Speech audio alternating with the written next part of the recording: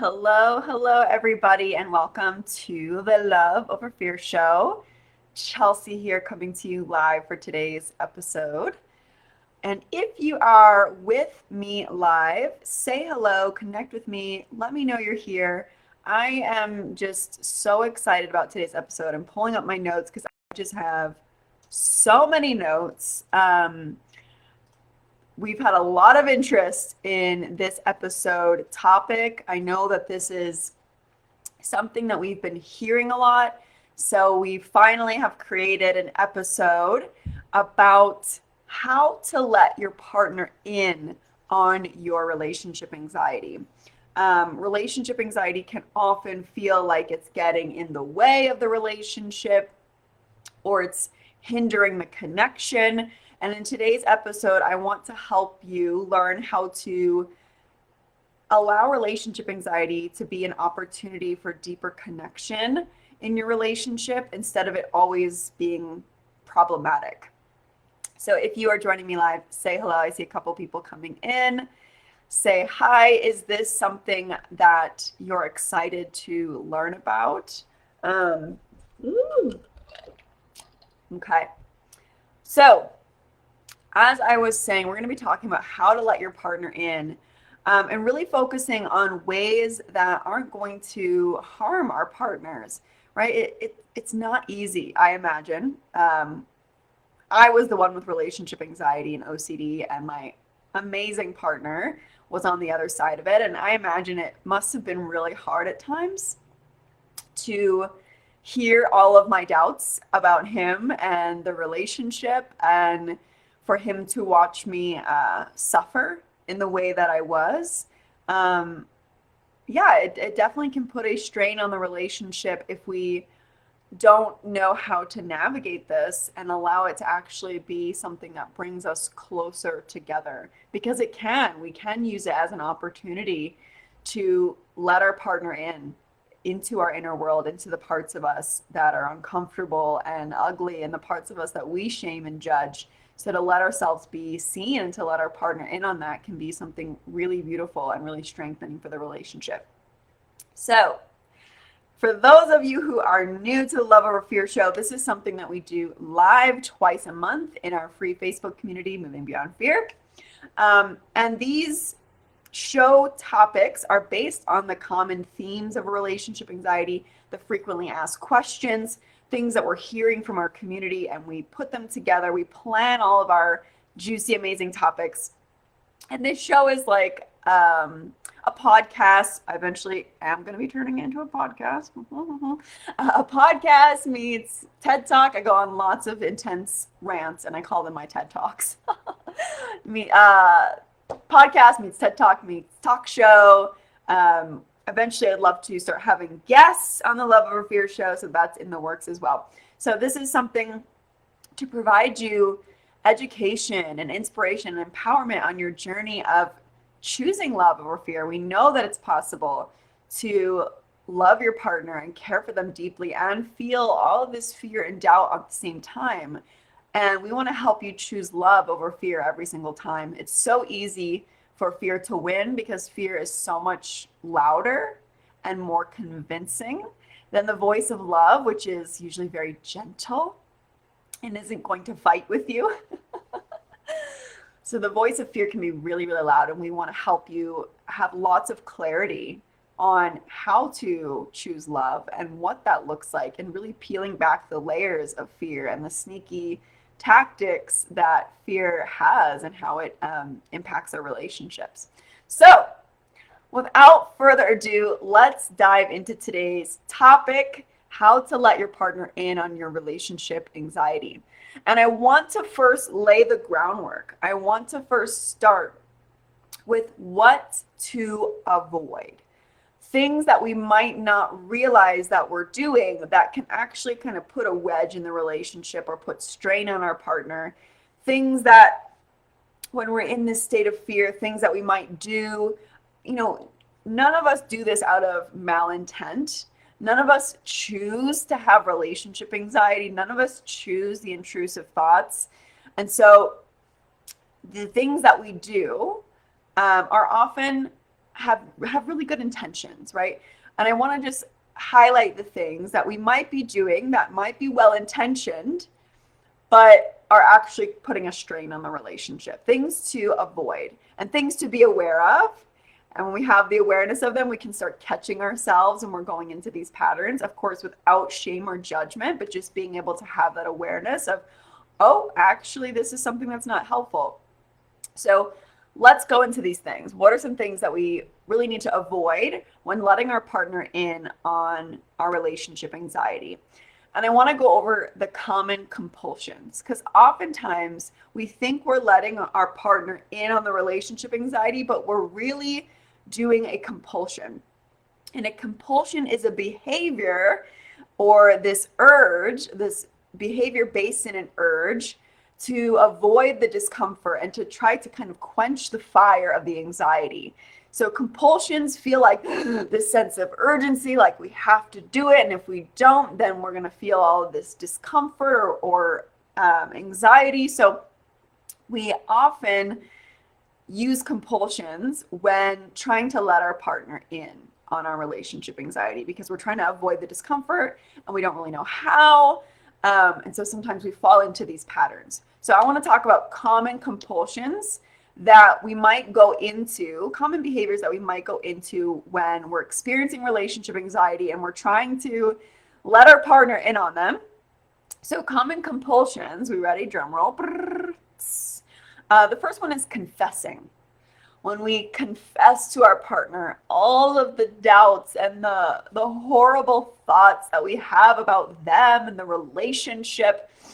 And we often do this, the underlying driver of this is often feelings of guilt and shame for having these thoughts. I'm like, oh my gosh, I can't believe I'm thinking this about my partner, about the relationship.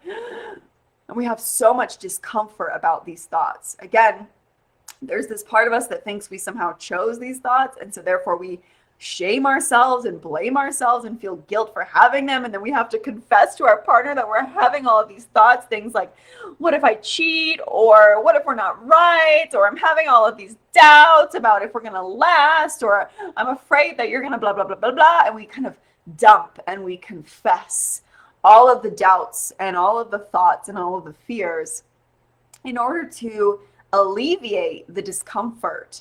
Imagine these thoughts and these feelings being like inside of you under a pressure cooker, and we kind of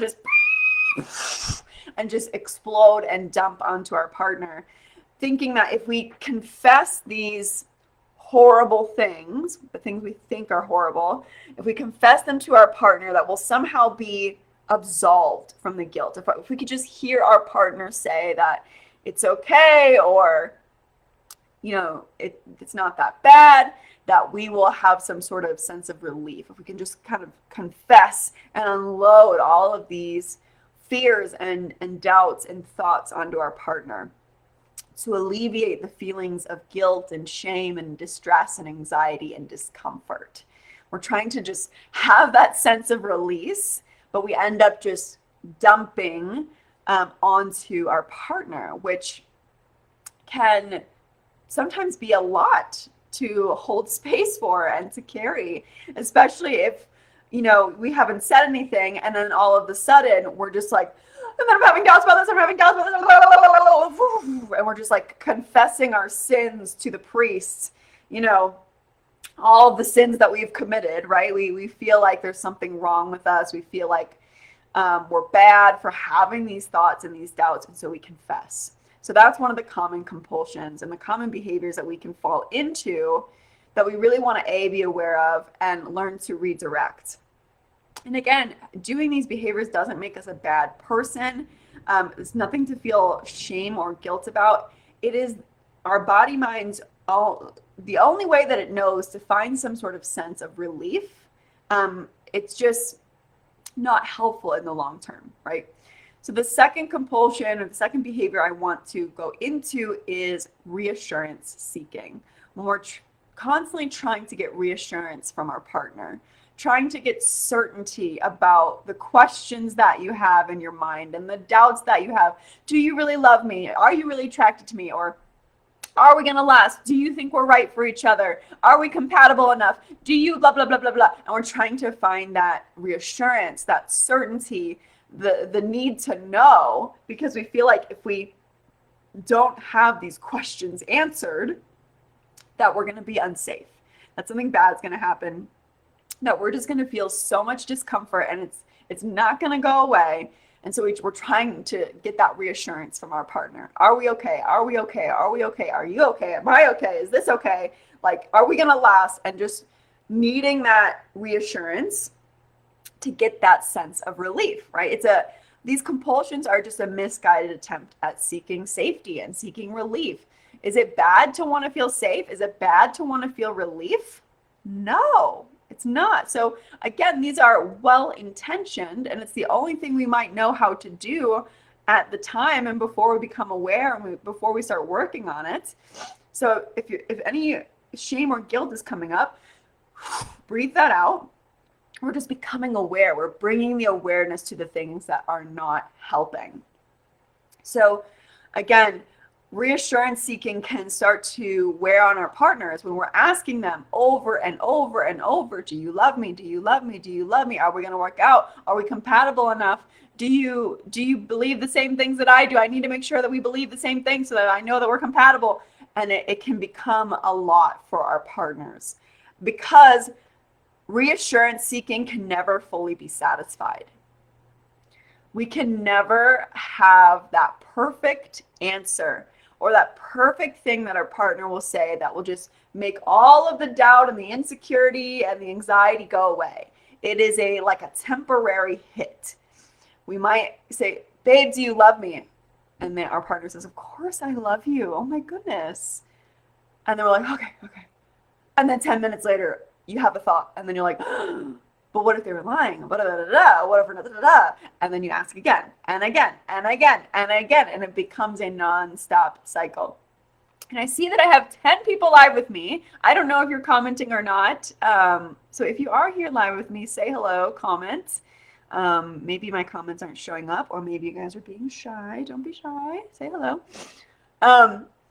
So the reassurance seeking becomes never ending, and we're asking our partner to give us something that they can't give us.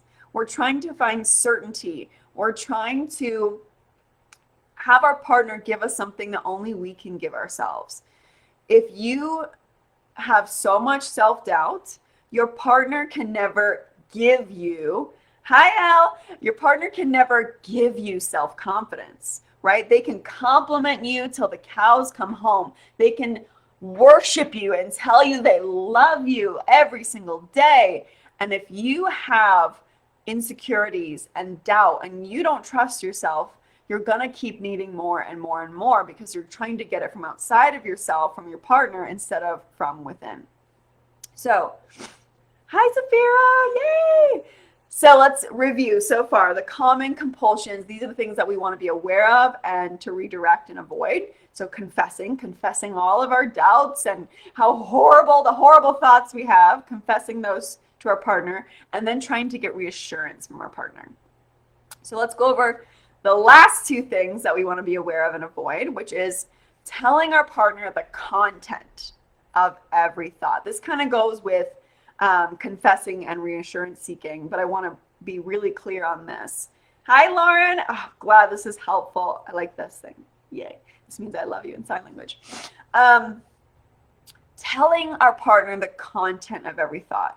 What happens with relationship anxiety, often before we start working on it, is that we get caught up in the content of the thoughts, what the thoughts are saying, what the thoughts are about. And we believe that we need to solve the content of the thought and figure out the content of the thoughts. So we might tell our partner exactly what we're thinking about, even if it's, I don't think I'm attracted to you, or I think you're ugly sometimes, or I don't know if I love you. And we tell them the exact content of the thoughts. And just for a moment, I know for me, to hear this from my partner would hurt. It would hurt. And it would make, for me personally, it would make me feel really insecure. Um, Matt is some sort of sentient being from another planet. And my doubts and thoughts didn't faze him. He's just, I guess, a superhuman or something, or a saint. But if I was on the receiving end of the content of my own thoughts that I would spew to Matt before I was aware of what was happening, that would make me feel really insecure. So when we tell our partner the content of our every thoughts, that can begin to put a wedge, because our partner may take it personally. And we can't blame our partner for taking it personally, right? If you heard these things, I'd be like, oh, ooh, that doesn't feel very good, right? So telling our partner the content of every thought, the anxiety makes us believe that we have to. We either have to confess it or we have to get reassurance about these specific things. But in order to let our partner in on our relationship anxiety, we don't have to tell them the content of every single thought. That is something really to bring to a therapist, a coach, a support group, right? So to an objective person rather than someone who is subjective. So we don't actually have to tell them the content of every single thought, and we don't have to bottle it in, right? There is an in-between. So we don't have to go into the content of every single thought. We don't have to have them solve the content for us.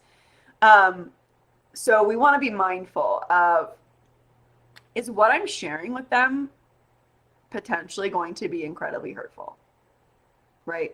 And again, some of our partners are like rocks and are unfazed. And some of our partners out there might take it personally. And again, we can't blame them or shame them for taking it personally when our brain is saying all of this, is seeing them through this lens of fear and distorting our perception of them. And then we're telling them this distorted perception that we have of them and believing that it's true. And the thing is, when we get caught up in the content of the thoughts, we're believing the thoughts, and then we're believing these things about our partner, and then we're treating our partner from this distorted perception. So we don't have to tell our partner the content of every single thought, because it's also not their job to give you the answers or to fix it for you. And I'm going to go into that more later. I'm going to get a sip of tea. Y'all, I'm thinking this is going to be a 45-minute episode, so strap in. All right, and the final thing that we want to avoid is projecting or blaming them for how you feel. When we are in the midst of relationship anxiety, before we become aware, before we work on it, it is so easy to blame our partner for us having doubts and anxiety. Well, if you would just X, Y, and Z, right, we begin to nitpick them. We begin to blame them. Well, you did this. You said this. You should be more this, right? You should have done blah, blah, blah, blah, blah. And we begin projecting our own doubts, self-doubts, projecting our own fears and our own insecurities onto our partner, thinking that if they just did something different, we wouldn't feel the way we feel. But let me drop a truth bomb on you. You ready? Like, whew, we're getting real here. Let me drop a truth bomb on you. You could have the most perfect partner in the universe. And guess what? Relationship anxiety is going to find something about them. It's going to latch onto something. So if you have a caring and supportive partner, not a perfect partner, there is no perfect partner.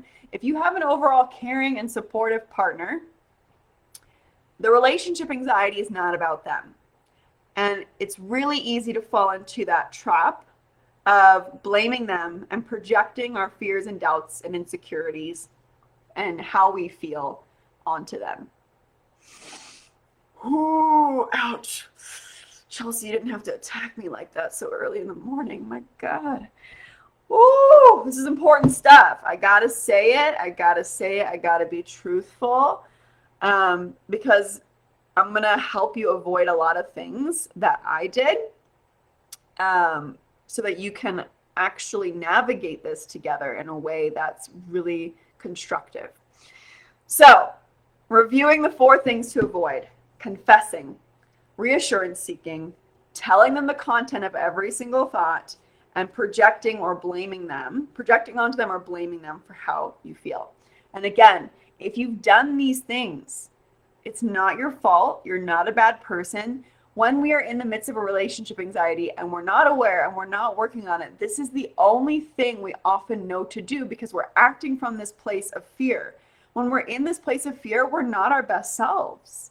We're operating from our fear brain. We're not operating from our rational brain, from our highest selves. So these are the things that are part of the pattern of relationship anxiety, right? This doesn't make you a bad partner or a bad person. This is what relationship anxiety does. This is part of the relationship anxiety. So now what do we do from here? How do we let our partners in a way that doesn't harm them or put a wedge in the relationship? Oh, thank you. Your show is so valuable. Thank you. Thank you. So how do we let them in a way that doesn't harm them? Okay. I'm going to drop another truth bomb on you. Okay, you ready? I got to get the energy flowing through my body. We have to take radical ownership and responsibility for our relationship anxiety. That is the first step to letting your partner in a way that's going to be productive for the relationship.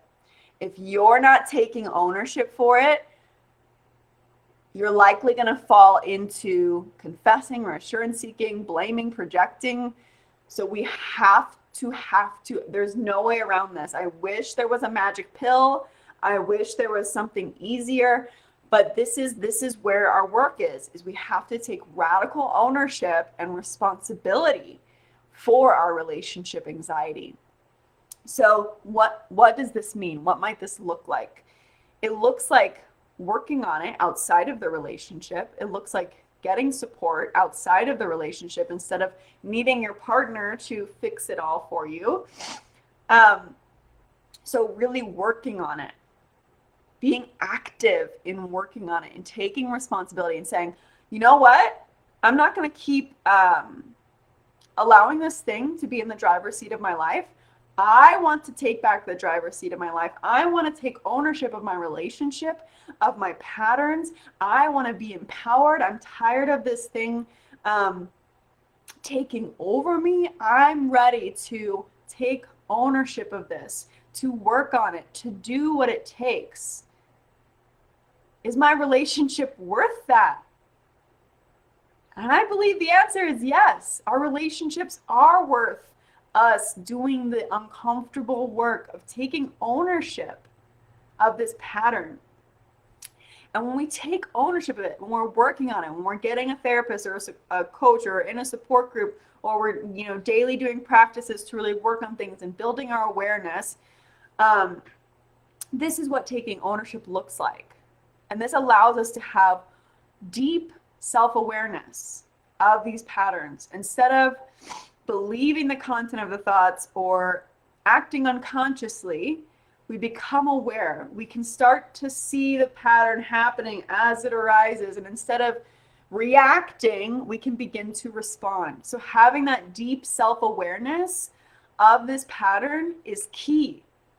That way you can have some separation between the relationship anxiety and OCD and yourself. Instead of automatically believing it, automatically going into the patterns, automatically going into the things that are not helping, you can have the opportunity to switch it up, to change the pattern, to step into new ways of being.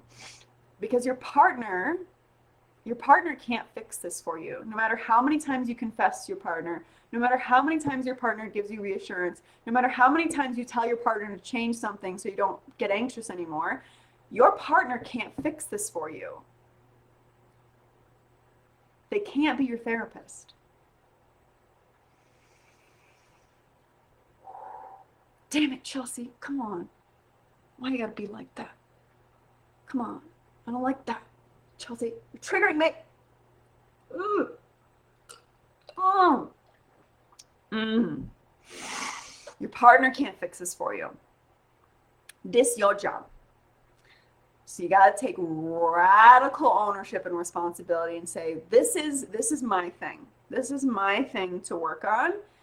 I'm going to get support outside of the relationship because my partner can't do this for me, right? My partner could be the most amazing, wonderful, perfect, loving, caring, compassionate, patient person, but even that is not going to fix the relationship anxiety. This is where going inward is a non-negotiable.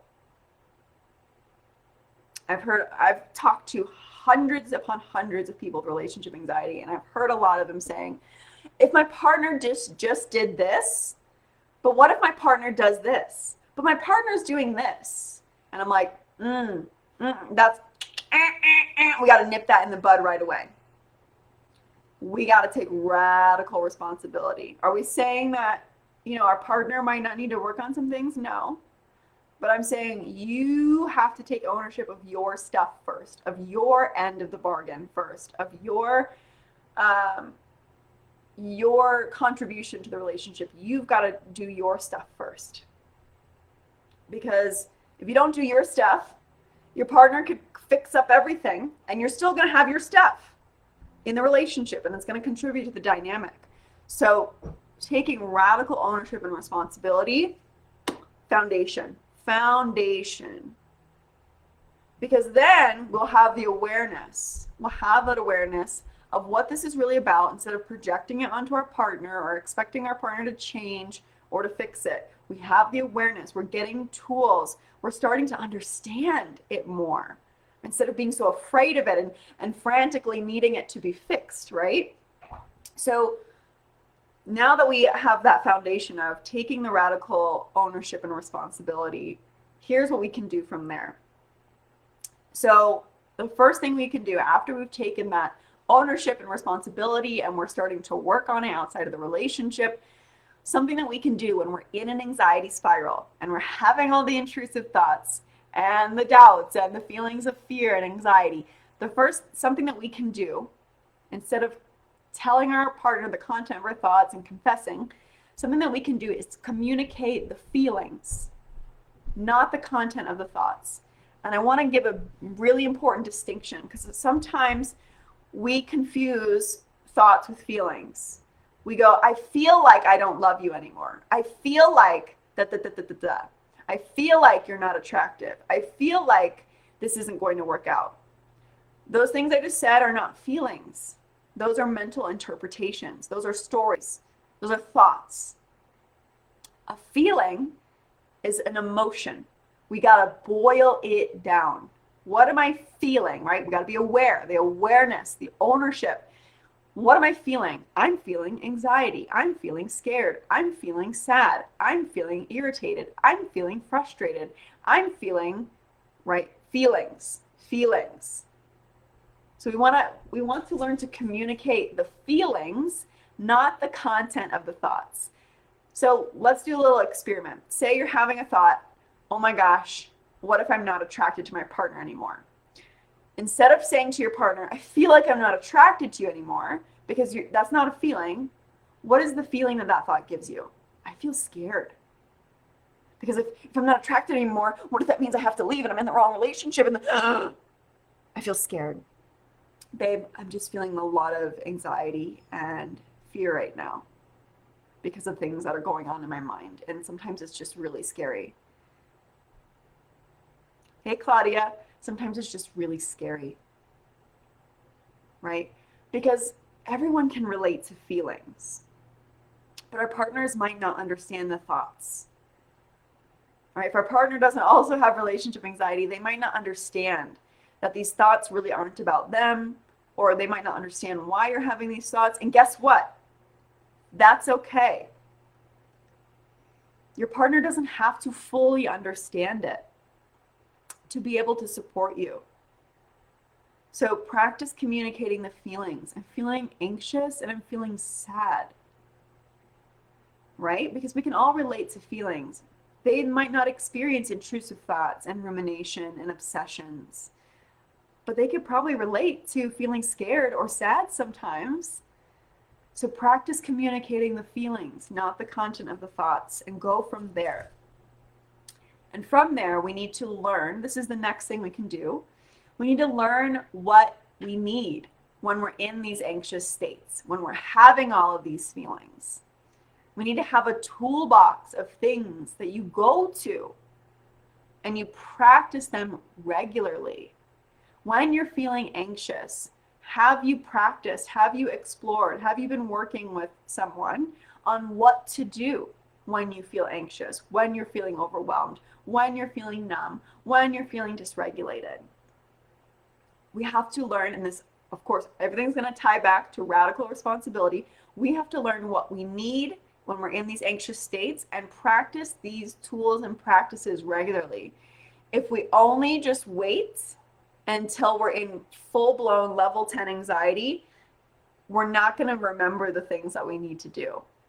So have a toolbox. Start writing down the things that are helpful for you. Going outside, meditating, listening to music, shaking my body, doing push-ups. Like, what are the things that help you shift the feelings? Hugging myself, self-touch. What are the things? Taking a shower, listening to a podcast. Write down all the things that are helpful for you. And if you don't know things that help you get out of that state, this is where we really need support, to have someone help us co-regulate, to learn those tools so that we can do them. And we need to practice these things regularly, even when we're not super anxious. It's like building that muscle memory of like, I've practiced this thing so many times, and when the test comes, even if I get test anxiety, I know the answers. I know what I need to do, and I know I have a variety of things I can try in case my go-to thing isn't working. So when you're feeling this way and you're communicating to your partner, I feel anxious, I feel sad, I feel scared, I feel irritated, I feel frustrated, right? These are feelings. You need to know what you need to do. Have your game plan. When you're feeling this way, instead of expecting our partner to fix it, we need to know what we need. And we need to communicate to our partner ahead of time the things that we might need in these moments. Hey babe, when you notice me getting really anxious, and when I start trying to like get reassurance from you over and over and over, or when I start feeling really panicked, or I start going into a panic attack, these are the things that I need to do. In case I forget, I need you to remind me, right? They're helping, you're letting them in, you're on a team, but they're not doing it for you. Communicate to your partner ahead of time. When I'm in this anxious spiral and you can just tell that I'm not myself, my husband Matt could always tell when I was not myself, because he knew me, right? Like, he knew who I was when I was not in my anxiety mind. He knew that I was free and loving and caring and playful and silly and goofy. And I was like, it was like Jekyll and Hyde. I was like a different person when I was in my anxious mind. So know the things that you need when you're in that anxious spiral. Start writing them down. Start creating your toolbox. And let your partner in on, hey, when I'm in this anxious state, these are some of the things that I know that I need to do.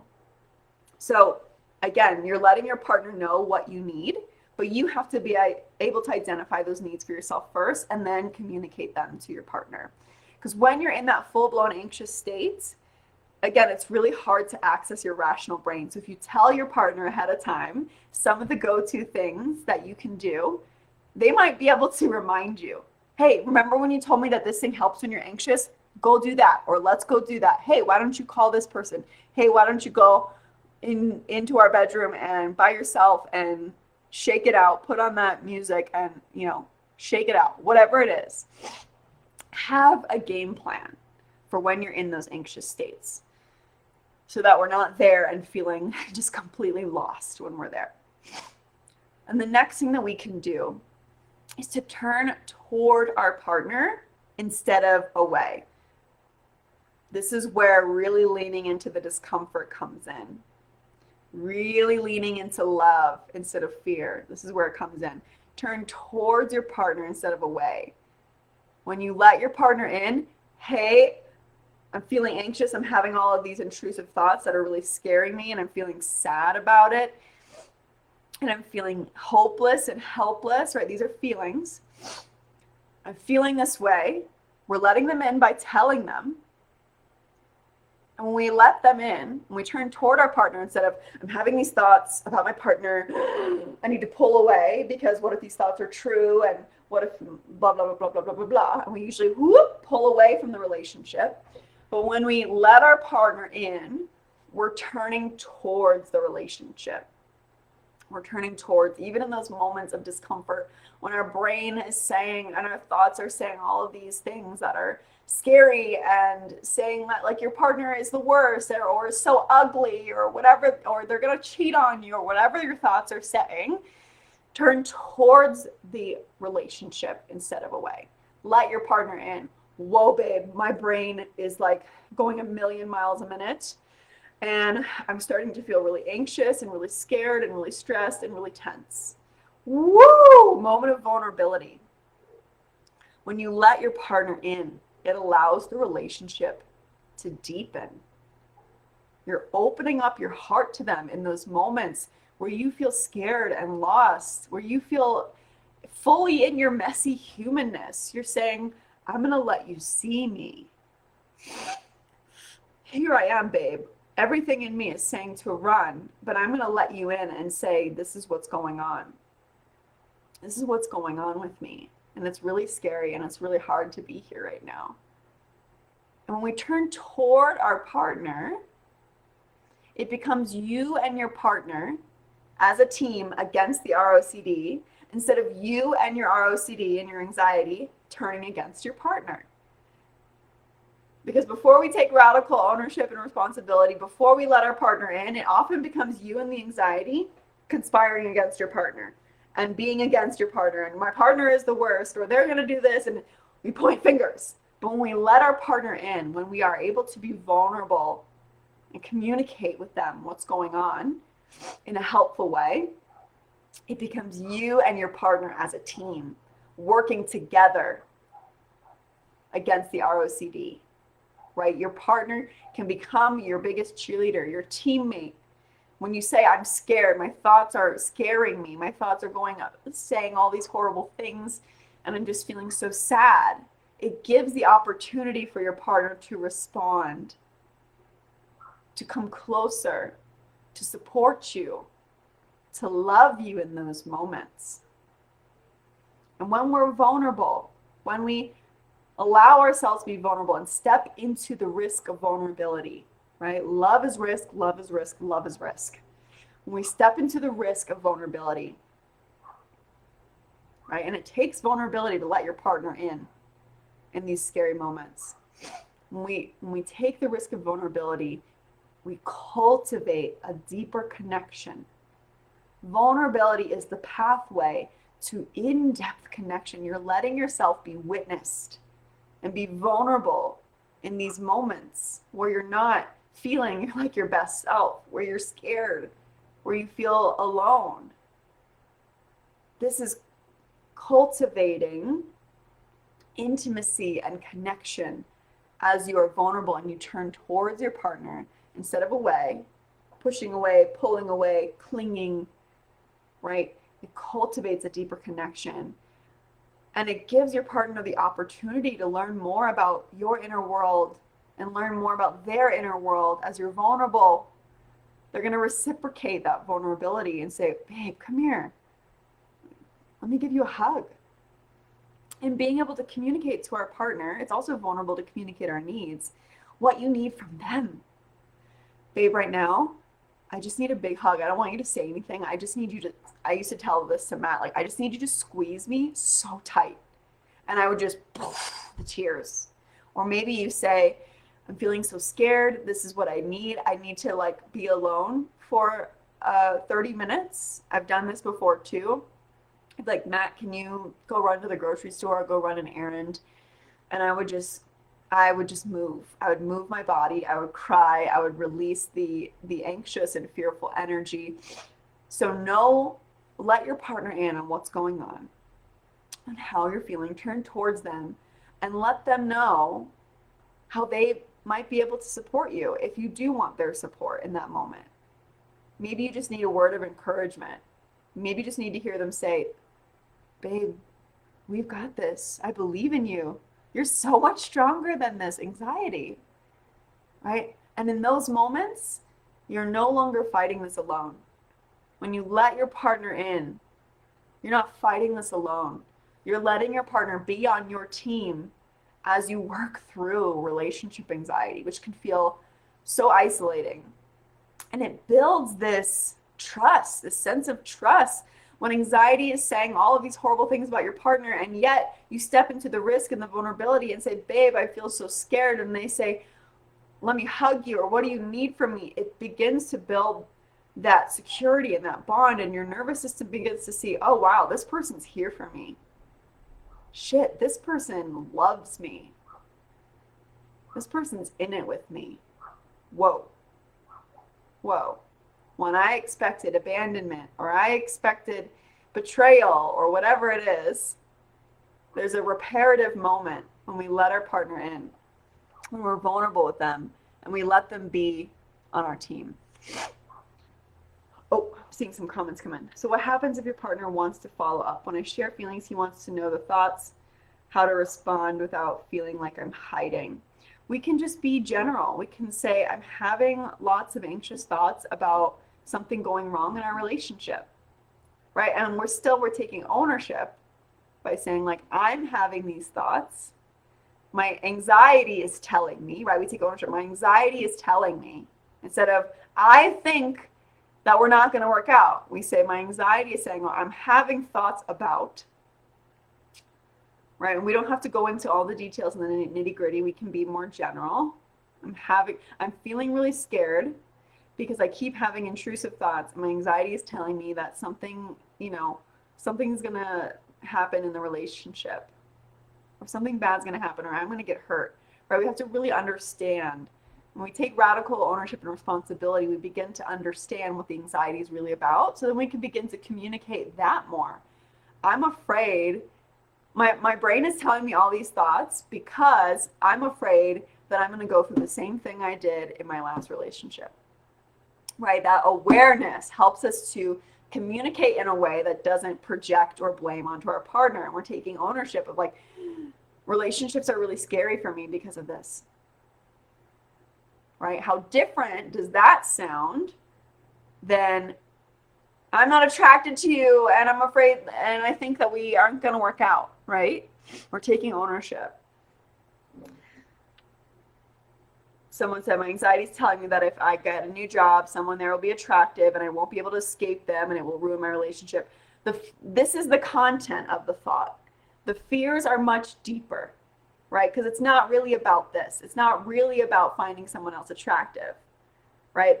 And when we tell this to our partner, I'm afraid I'm going to find someone at my new job attractive, versus, I'm afraid this is really about not trusting yourself. I'm having a lot of self-doubt. I'm afraid that our relationship might end from something that I have no control over. I'm afraid of being out of control, right?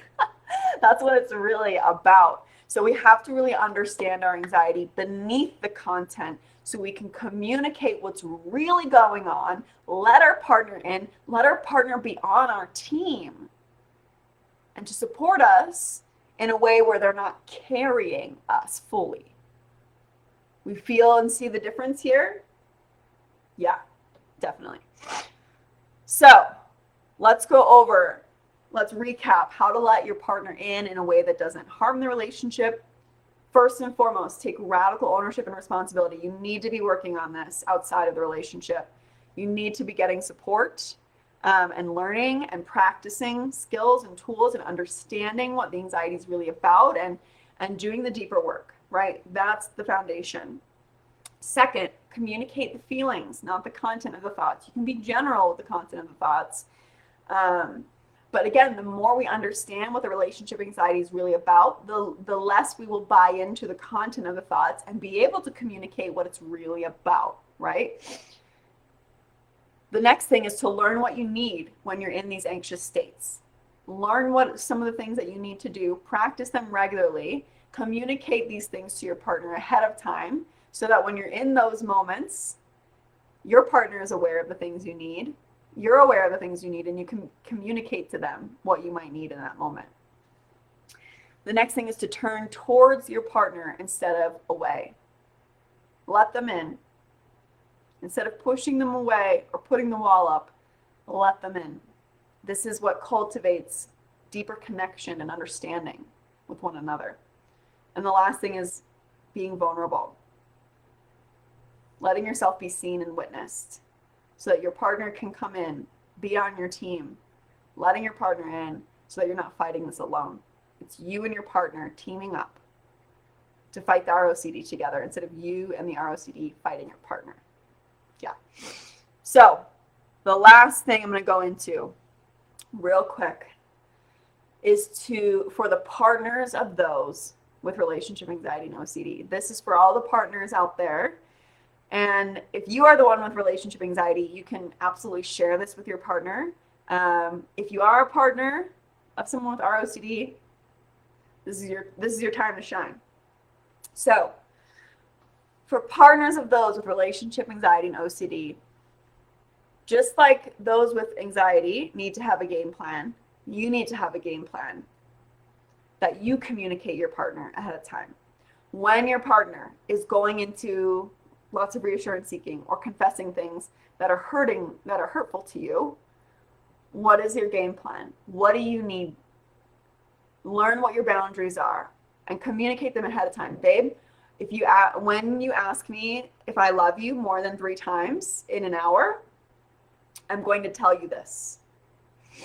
This is where boundaries and communication is essential, right? And have that conversation ahead of time. Because if we just spring it on our partner when they're in a super dysregulated state, they might take offense to it. And again, that's not your fault if they take offense to your boundary. But communicate these things ahead of time. Communicate your game plan. Babe, when you're saying things that start to hurt my feelings, I'm going to do this. I will need to take 10 minutes of space. I will tell you this, and I'll let you know that I'm coming back. I need to take a walk. I need to clear myself. Have your own self-regulation tools when you feel triggered.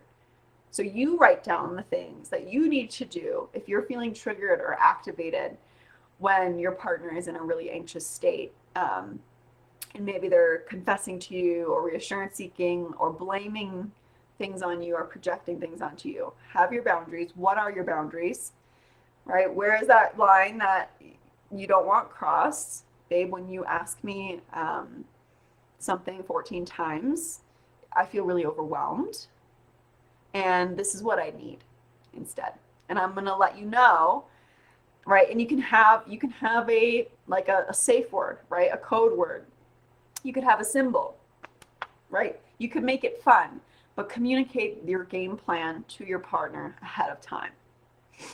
The next thing for those who are partners of those with relationship anxiety and OCD is be there to listen and support and know that it's not personal. I know it's so much easier said than done, but the more you learn about relationship anxiety, the more you can understand that it's not personal. It's about them, right? Their relationship anxiety is about them. You don't need to take that on. That is not your personal responsibility to solve and fix and disprove their thoughts.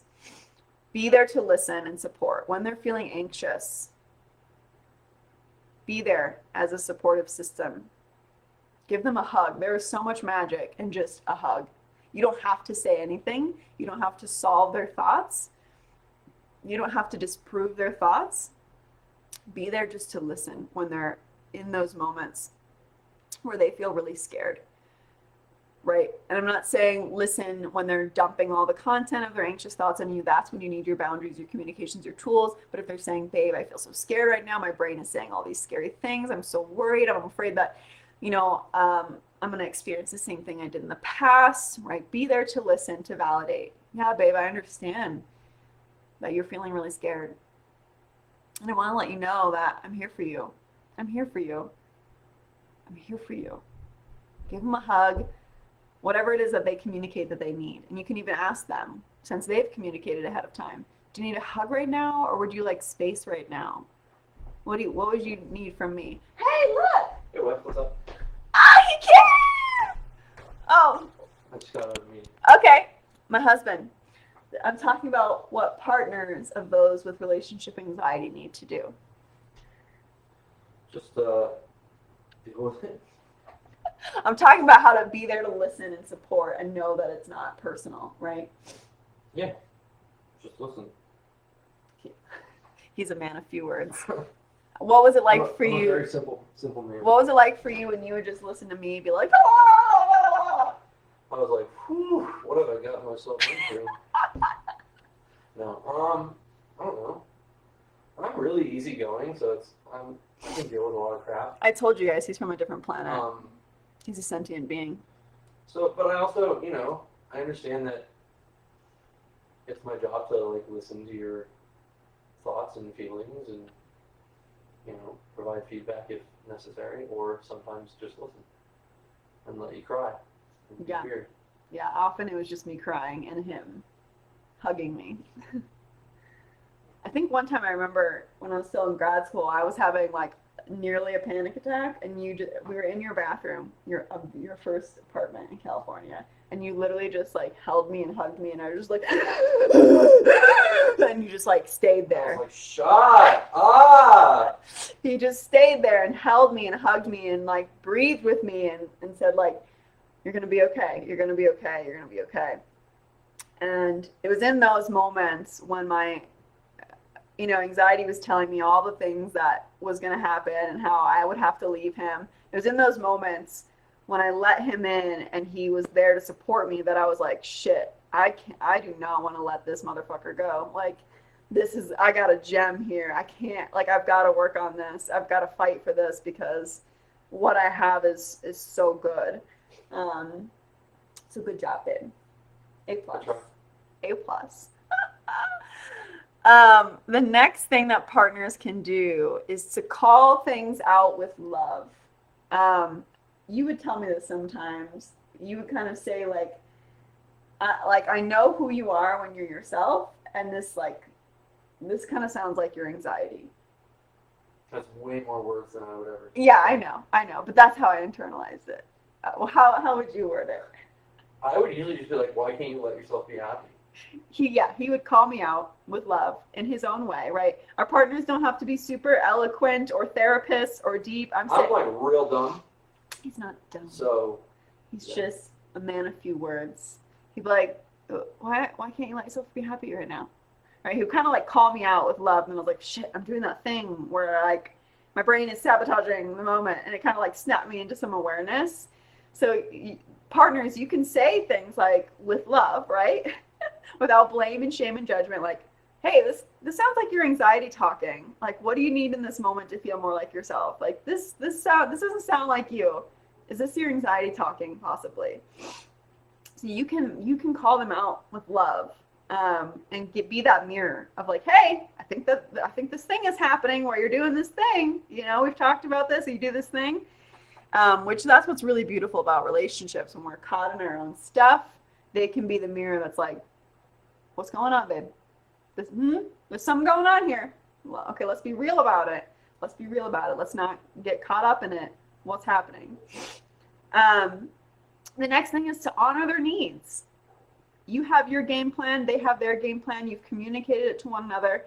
When they say they need a few moments to gather themselves, honor that, right? Again, this is them taking care of themselves. If a lot of times, if partners get insecure and they need to know that their partner's not going to leave them, it might create this cat and mouse dynamic. But if they say, babe, I'm feeling so overwhelmed, my brain is saying all these horrible things about you, and it's not about you, I just need to like go alone for a few minutes and just like figure this out. Honor that. Honor their needs. If they say, babe, I just need a hug, I don't need you to say anything, I just need you to hug me. Honor their needs, right? Be there to support them, be on their team. And then the last thing is be their cheerleader. Relationship anxiety and OCD is hell. It's just hell. And when your partner's in the thick of it, when they're in that spiral, it's terrifying. It's really terrifying. It feels so real. So encourage them. Thanks, babe. See ya. Love you. He works from home too. And he has like meetings all day, so that meant a lot. Be their cheerleader. Encourage them to keep going. Encourage them to use their tools. Encourage them to keep going back to their support. Let them know that you believe in them and that you believe that they are so much stronger than the relationship anxiety, that your relationship is stronger than the relationship anxiety, that you're in this together. Be their cheerleader. Having relationship anxiety and OCD is like constantly fighting a war within yourself. Sometimes it's exhausting. Sometimes it feels so overwhelming. So sometimes what we just need is to know that you see our strength. When we feel so lost in those moments, and if we're having a hard time coming back to our senses, our rational self, our true self, sometimes we just need that reminder. We need that loving reminder of, babe, you're so much, like, you've got this. Are you kidding me? It feels hard right now, but guess what? Like, I have no doubt that you're stronger than this. Or whatever words you want to use, whatever words are authentic to you and your relationship. So, to recap, for partners, this episode ended up being an hour. Woo!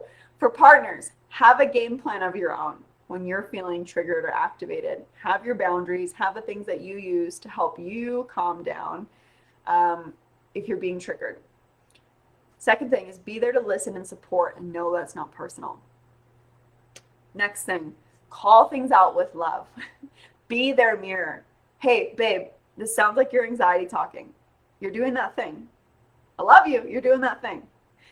The next thing is to honor their needs. They've communicated to you their needs. When they communicate them in the moment, honor those needs. Know that they're doing it for them and they're doing it for the relationship. And finally, be their cheerleader. Be there to support them, empower them, and encourage them. Of course, you are not their only source of encouragement and support because they're getting support outside of the relationship. But be their little reminder. Be there as a reminder. You've got this. We've got this. You're so much stronger than this. Go do those things that help you. Be the cheerleader. Be there to support them as they're fighting what feels like a war inside of themselves. So, that was a lot.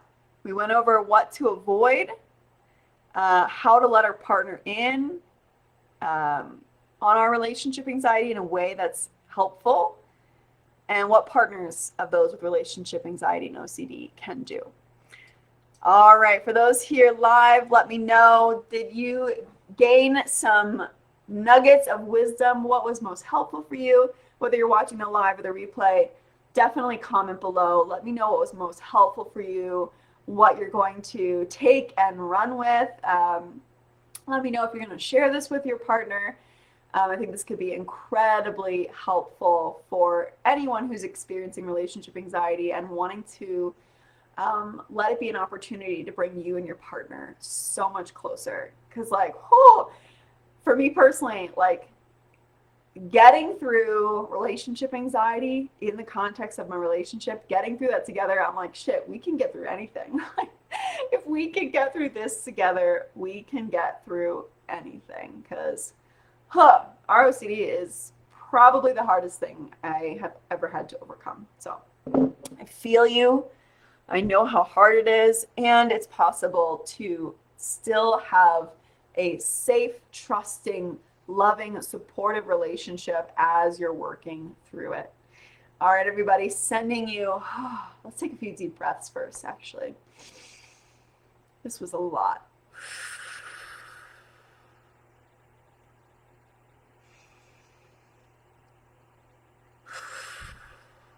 Let's take one more. Taking it all in. Whew. Damn, that was a lot. I hope you took notes because I went over a lot. All right, everybody, sending you love and strength and empowerment and encouragement on this journey.